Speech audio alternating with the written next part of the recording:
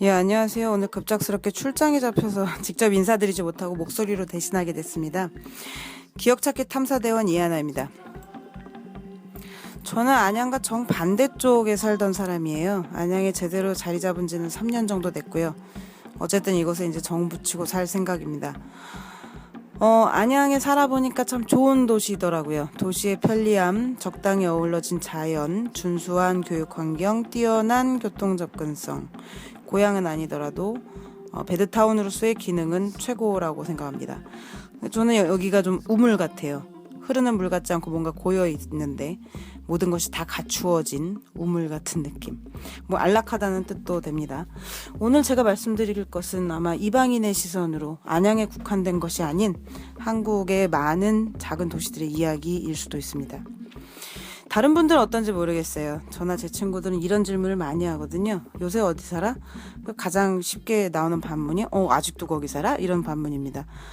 탐사대원 중에도 토박이가 많으신데 언제부터 우리가 이런 질문을 하게 됐는지. 현대사를 거치면서 사람들은 고향을 버리고 등지는 일에 익숙해졌습니다. 먹고 사는 문제가 해결되면서 돈과 직업뿐이 아닌 아이들의 미래를 위해서도 이주하게 되었지요. 이동하고 변화하고 발전하는 것. 도전하는 삶입니다. 이런 질문을 많이 받았어요. 마산에 갔을 때입니다. 사진을 찍고 있는데 지나가는 주민분이 어디서 나왔냐고 물으셨어요.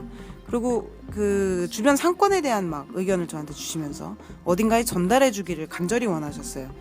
시장 활성화를 위해서 주차장이 필요하다는 얘기를 어디에든 꼭 해달라. 그런 얘기를 하셨습니다. 작년에 관양시장 관련한 탐사를 했을 때는 그 대한전선 건물이 없어진다고 그래서 상징물인 철탑을 보러 갔는데 공사 관계자가 대뜸 나와서 왕십리 나가지 여길 왜 와? 이런 얘기를 하셨어요. 그 철거나 재개발 지역을 다니면서 고발거리를 찾는 사람들이 있다고 하더라고요. 그래서 그런 반응을 하신 것 같고, 봄에 탐사가 있을 때는 어떤 할머니께서 자기 사진 찍지 말라고 하시면서 당신의 집값을 얘기하셨어요. 이 집을 얼마나 정성스럽게 지었는지, 살기 편리한지, 판매 가치가 있다, 이런 얘기를 하셨어요. 이분은 그러니까 부동산 업자가 필요하신 분이었죠. 싹 팔고 이사가 버렸으면 좋겠다고 하시더라고요. 탐사를 다니다 보면 이런 여러 종류의 욕구를 만나게 됩니다. 부동산 업자, 철거 반대, 혹은 철거 지지, 혹은 정책 이반자, 모두들 변화를 원하고 있는 것입니다. 이대로 안 된다.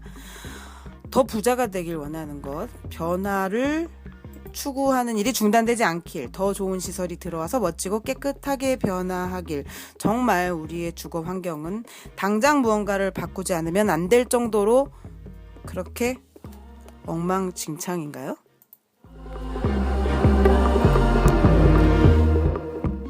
왜 사진을 찍느냐는 겁니다. 사진은 근사한 것, 아름다운 것, 깨끗한 것을 찍어야 되는데 왜 이런 걸 찍고 있느냐. 타자의 입장에서 근사한 사진은 그 기준에 정반대에 서 있습니다. 자연스러운 것, 인공적이지 않은 것, 오래된 것, 낡은 것, 부서진 것, 버려진 것.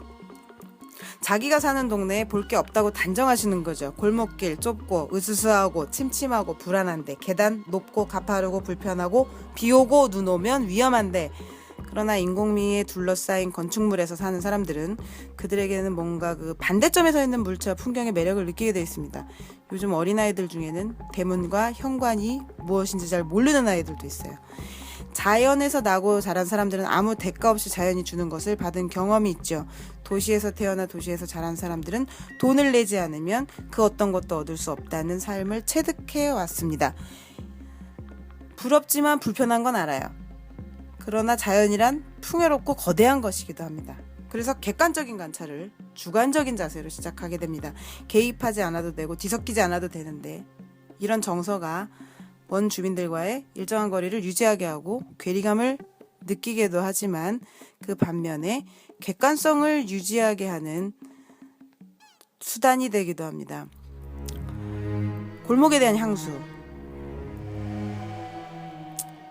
어쩌면 그 시절의 그 경쟁을 모르던 때에 대한 기억을 포함하고 있습니다. 타인들에게 골목은 환상이고 다양한 주택 구조는 진기하기 그지없고 획일화되지 않아 다양하죠.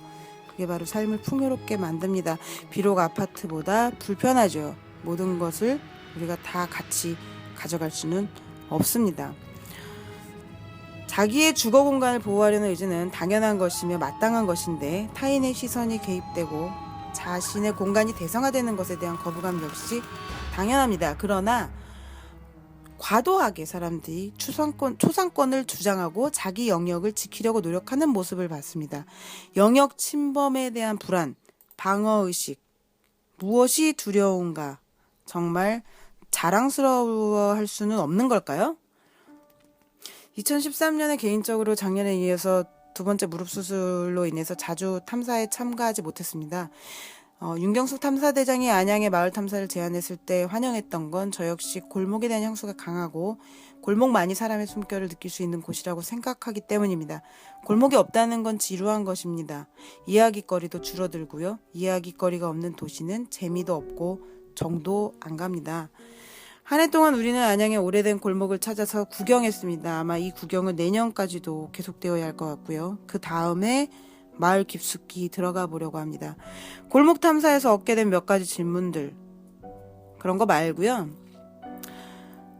어디 구경 가보시겠소? 아니면 우리 집 구경 한번 해보시겠소? 이런데 멋진 데 있는데 사진 찍어서 많이 알려주세요 라고 하는 그런 얘기를 듣는 세상이 왔으면 좋겠어요. 그게 바로 주민들의 자존심이고 자부심이라고 생각합니다. 자존심과 자부심이 가득한 마을. 그것이 바로 우리가 꿈꾸는 마을의 미래입니다. 감사합니다. 빠른 말 들어주셔서 고맙습니다. 수고하셨습니다.